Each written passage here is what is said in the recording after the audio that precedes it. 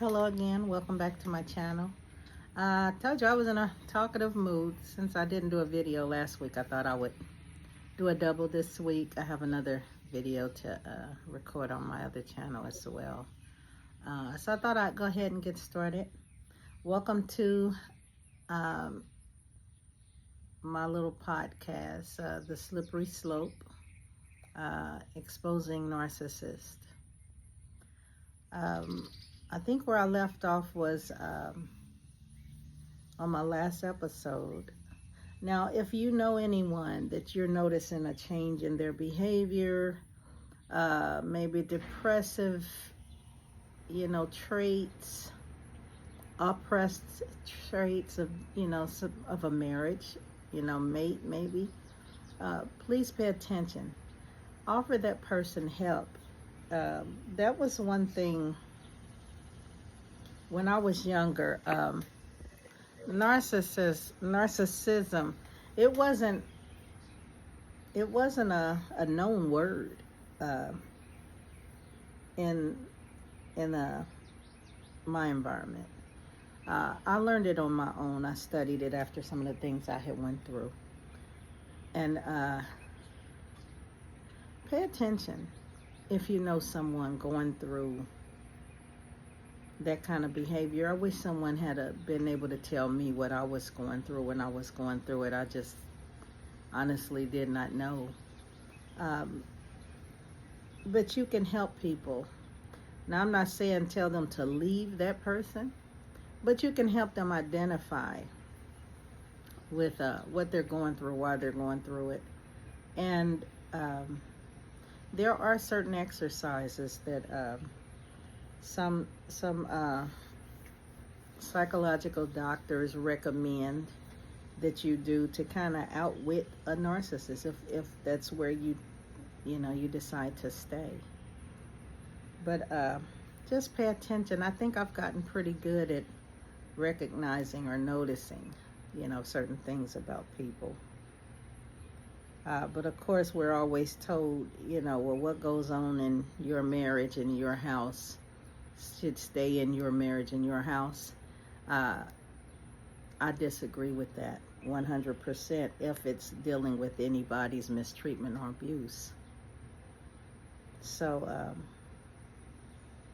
once again, my name is Betty. Welcome to my channel. On my way again, where we left off, when my ex-husband, when he got out of the military, we moved back home. But I left a few months earlier, which that wasn't what we wanted to do. We wanted to all fly home together with, our two kids, but circumstances that happened, which I will share that. Well, you know what? Maybe I should go ahead and share some of that, because that might kind of bring out and be able to give you a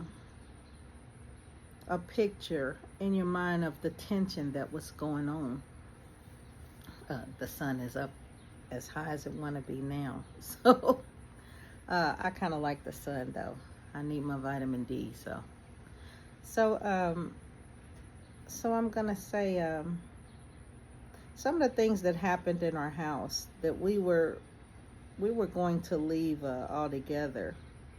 But months and months back, so even going through with the narcissistic behavior, there were things that happened in our apartment,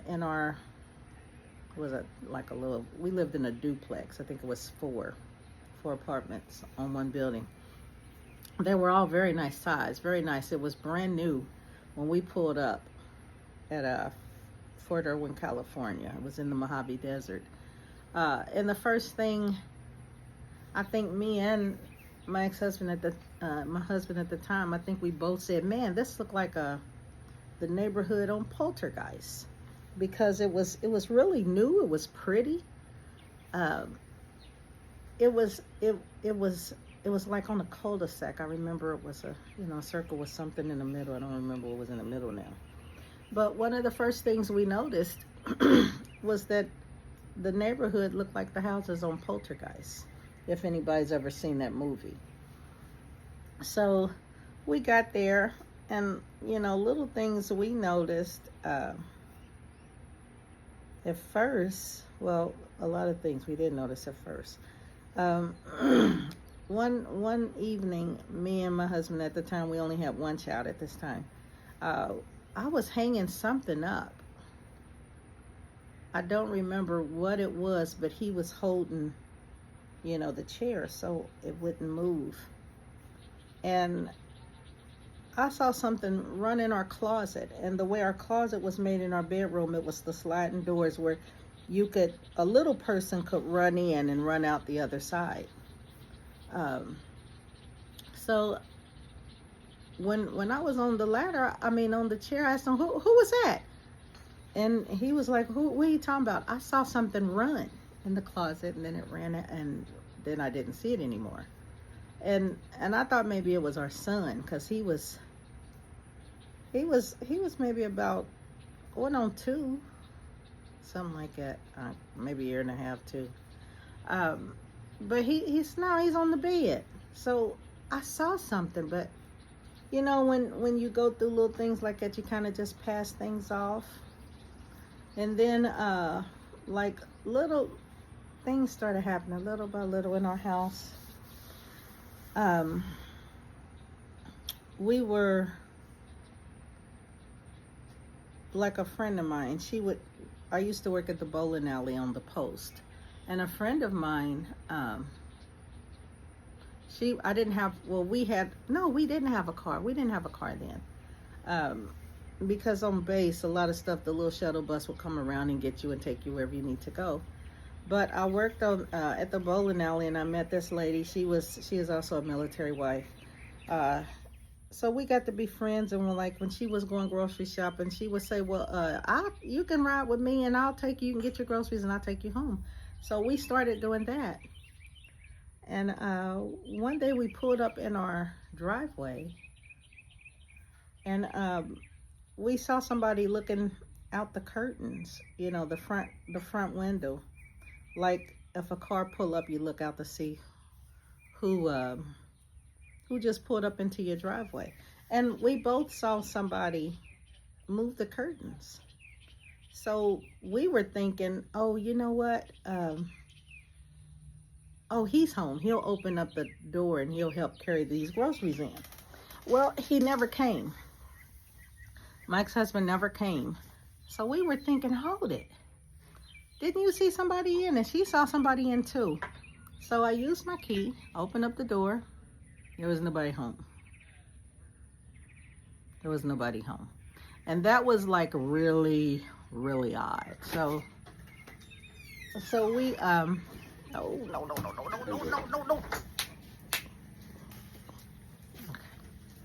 So we were looking, I looked through the house, and I'm calling, my ex-husband's name. He wasn't there. And we were both kind of like, wow, did you see that? I know I saw him, and we both talking. And then I went in there and I started putting my groceries up. And at this time, my son, I can't remember if I had 2 of them. I did. I had two kids at that time. I was putting my groceries up, and she sat in the living room with my kids. She didn't have any kids. I don't remember she had kids. She sat in the living room while I put the groceries up, and I put all the meat in the freezer, and then I put all of the cold things in the refrigerator, and then I put all the canned goods up in the cabinet. And my baby, I think he was an infant, he started crying. So I sat over there with him trying to calm him down, and I got everything in the cabinets. But from the time I left out of the kitchen and sat on the couch to calm my baby down and went back in there, everything was back out on the counter. Not the refrigerated foods or the freezer, but everything that I put in the cabinet was back on, and the cabinets was back on the counter. And I asked, did you see that? Did you, she saw it too. We didn't see it come out, but we did, it was out. And that was one thing that I noticed happened in our house. And then little things happen here and there. One time, at this time going back, I was pregnant with the second one, and our mailboxes was on the corner. And my son at the time, my oldest son, he was asleep. He was taking a nap on the couch. So while he was taking a nap, I figure, okay, I'll go run out to the mailbox and check the mail, and I'll come right back, because it probably would take me about 7 minutes. So I left him there. I locked the door. I turned the TV down, so just, if he woke up, he could hear something when he woke up. And at that time, if you remember back in the 80s, they had boom boxes, guys would carry on their shoulders. Well, at the time, my ex-husband, he had one. So, but he wasn't home. So I walked out, I went to check the mail, and I came back. I couldn't have been gone no more than 7 minutes. But when I came back, I noticed the TV was on really, really, really loud. And I'm thinking, who did that? So I'm thinking, okay, maybe my son woke up and turned the TV up. Well, when I opened the door, he was still on the couch asleep. But some kind of way or another, that my ex-husband's boombox, his radio, was right in front of the door. So when I opened the door, I didn't look down. I tripped in the door, because the radio was there, and I was so mad. I moved it out of the way. I checked on my son. I turned down the television, and I walked through the house going off, cussing and arguing, because I'm thinking, you play a trick like this on me, I'm pregnant. I could have fell and hurt myself or anything. He wasn't home. He was not even at home. So when he came in, I told him what happened. And of course, are you sure? Are you sure? Maybe you misunderstood. I didn't put that radio in front of the door. I wasn't in the house. My son was asleep. And I don't even remember where the radio was when I walked out. But it wasn't a factor. The TV was up like at the loudest volume it would go. And I certainly didn't leave it like that. So, I told, when my ex-husband came and I told him about it, and he was, wow, are you sure? So, and when he was we lived in the Mojave Desert when he was stationed in California, he would go to the field 2 weeks out of the month.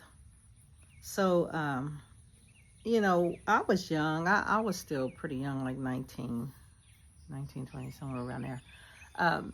I had a friend, she was in the military. Well, her husband wasn't. I got to be real good friends with her. I loved her so much. She was an older lady, and I like learning from older ladies. So she had a daughter that was a few years younger than me, maybe like, I was 19 or 20. I think her daughter was like 18. So, and she had a son. So I told her, well, my husband's in the field, you want to spend the night? And so her mom said she could, so she got her baby, and we came and she spent the night at my house, and we cooked, and we were just chilling, and I asked her, since she was a guest, what you want to look at? And she said, it's a Amityville Horror 1 and 2 is on tonight. I didn't want to look at it. I'm like, And she, oh, come on, I'm a guest. It's okay, I let her look at it. And we stayed in the same room, but I was, the living room was really, really long. So I was on, one end of the room, and she was sitting like right in the middle, on the couch. And And when you look at stuff like that, it just gives you this uneasy feeling, you know. And then the things going on in our house, I hadn't put two and two together anyway. You know, it was just kind of like, this is weird. When stuff like that happens in people's houses, a lot of times it's almost hard to believe that it's really happening. So I remember we looked at the Amityville Horror, and she did. I was just kind of in the room. And it was really it was a tense, you know, a tension you could feel when it went off. It was a relief that it went off, but it was a tension because, you know, you just sat through this. And then I remember she said, "Hey, I got to use the restroom." And the restroom was all the way down the hall and around the corner. So I told her, well, you know where it is. So she said, well, go with me. Because at this point, she's scared too. You know, so I picked up my baby and I had my son. She had her son. And she went to the restroom, and my bedroom was right across from the bathroom. So we sat in my bedroom waiting on her. So when she came out, another sigh of relief, we got up and we were walking back to the living room. And as we were walking back, we heard, you know, and I'm like, what is that? We both looking. And then it was my washer. And she asked me, are you doing laundry? I didn't do no laundry. I just sat in the bedroom with the kids, you know, waiting on her to come out. So we all went back. You know, she had her kid. She had her son. I had my son, and I was holding one. I had one's hand. And the laundry room was big enough to be a bedroom, you know. So it was like a real big utility room. So I went in, and she went in with me, and we sitting there, and I'm like, I did not put no clothes in. So I stopped the washer. I pulled out, you know, it's the ones back then you turn the handle and you pull it out to start it or to push it in. I don't remember which one. But I stopped it. And we were both sitting there looking like, what the, you know, what happened?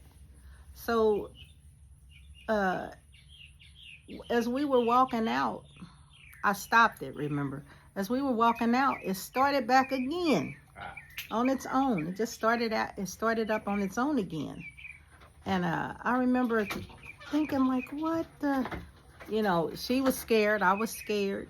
And so we were still in it because we hadn't even got far away from the room, you know, when that happened. So we went back in this time, and this time I unplugged it. Because I'm like, what the heck? Now, she saw me, I saw her, neither one of us did this. So we unplugged it. And we thinking, okay, well, as we were walking down the hallway, it started up again. At this point, we took off running. We ran. We went across the street because there was a guy and his wife. It was actually two couples. And one of them had two dogs. One of them was a Caucasian couple. The other was a melanated couple. And when one of them was both of them was in my husband's unit. So both of them were saying, well, if you need anything when he's gone, you know, just let us know. And I said, okay. Well, before I decided to ask my friend to spend the night, the one couple was asking me, well, if you want to stay all night, you can. You can just sleep sleep in one of the rooms. And I told her, no, I should be okay. But they had two dogs. And she told me, well, later on, we might go to a party. So if you want to, if you need anything, just come back. You know, if we don't go to the party, if anything happened, you know, we'll answer the door. So, okay. So when that happened, we took off running, and we ran across the street. We ran across the street and to these people's house. Well, we knocked on one door. We banging on the door of the couple that didn't have they had two dogs. They never answered the door, and we wasn't just dee dee dee dee. We was knocking because we was scared. They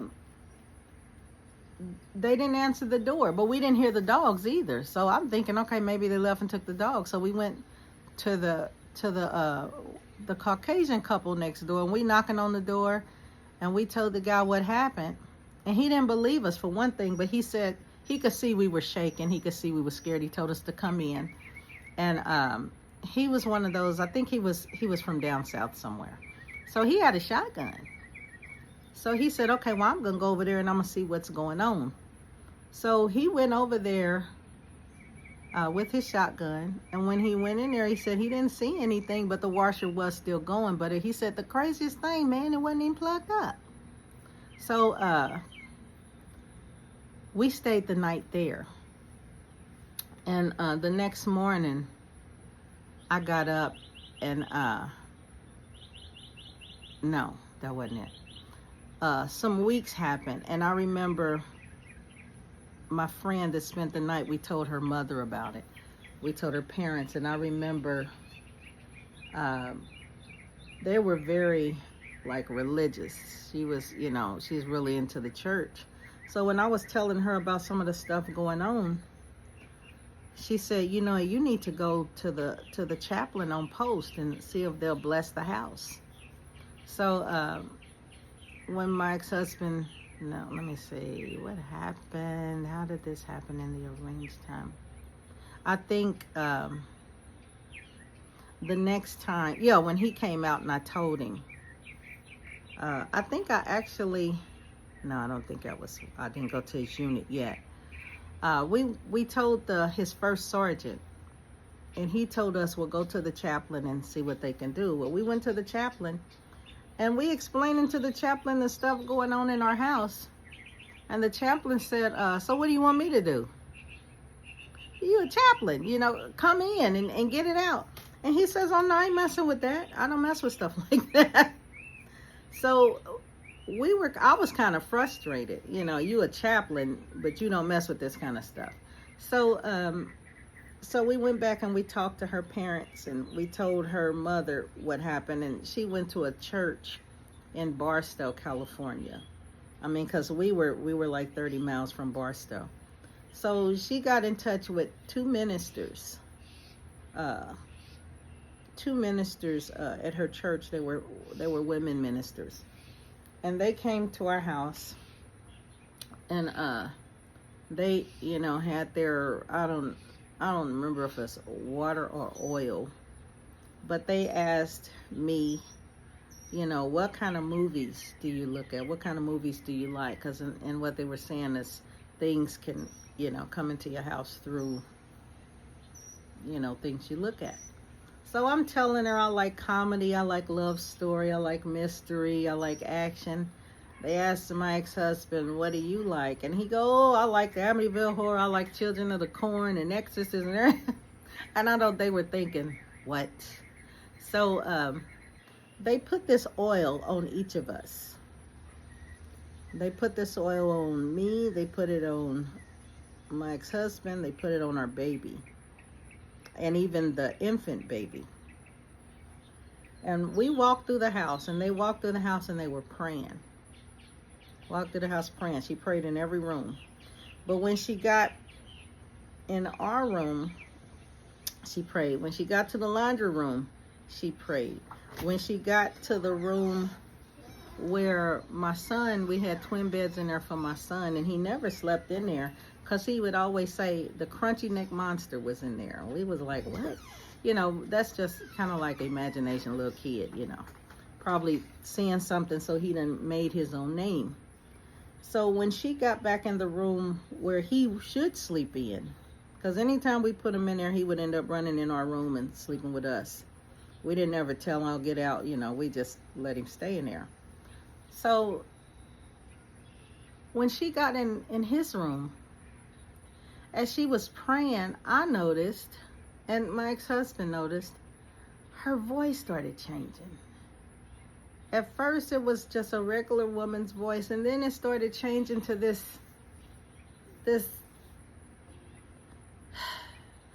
I don't even know how you describe it, but it was that kind of voice. And first she was praying in English, and then she started praying in tongues, I guess. I didn't know what she was saying.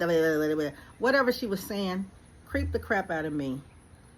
I looked at my ex-husband, and I had my baby in my hands, and I think my husband at the time, he was holding our son's hand. I got my son, I got my baby, and I left out. Because I'm like, this is not normal.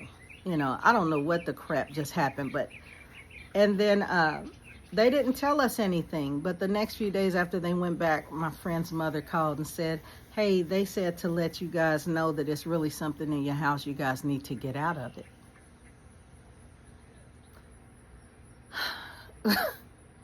So we like, wait a minute.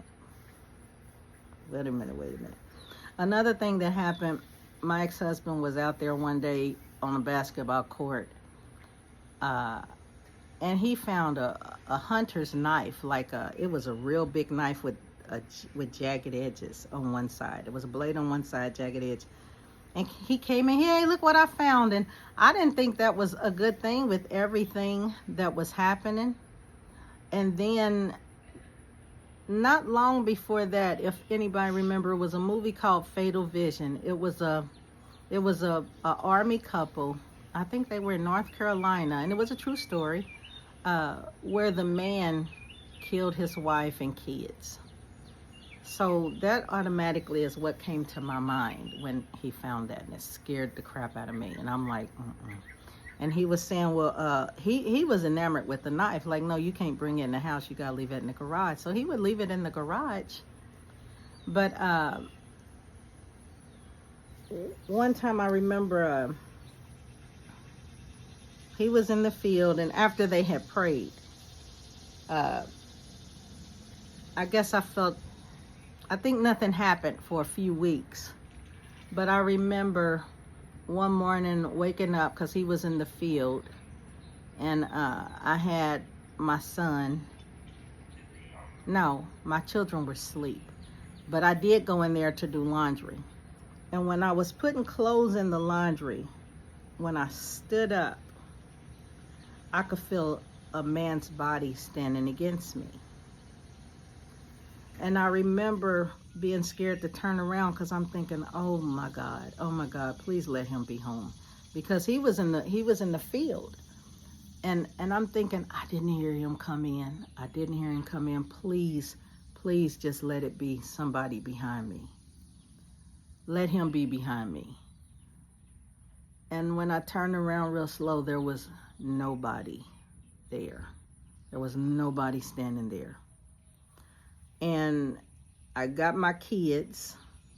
I didn't even put them on clothes. They had on pajamas. I got my kids. I got my baby stroller.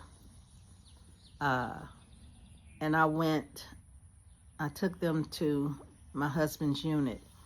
And I told the first sergeant, I need my husband out of the field right now. And I was telling him the stuff that was going on. And he was saying, well, didn't the chaplains do anything? They didn't do anything. And I told him we had people come, and they were saying that the house was okay. So, and nothing had happened. So, I was like, okay. So he got my husband out of the field. He said, that's going to be a few hours, because they had to go get him. So when I went back home, but instead of going in the house, I sat in the driveway. I didn't even get on the porch, because I didn't want something to snatch me in, I didn't know what might happen. So I sat on the porch. I sat on the driveway, me and my kids. And when my husband got home, and he was asking what happened, and, and I told him. So we went back to, I don't remember where we went. I don't remember if we went to the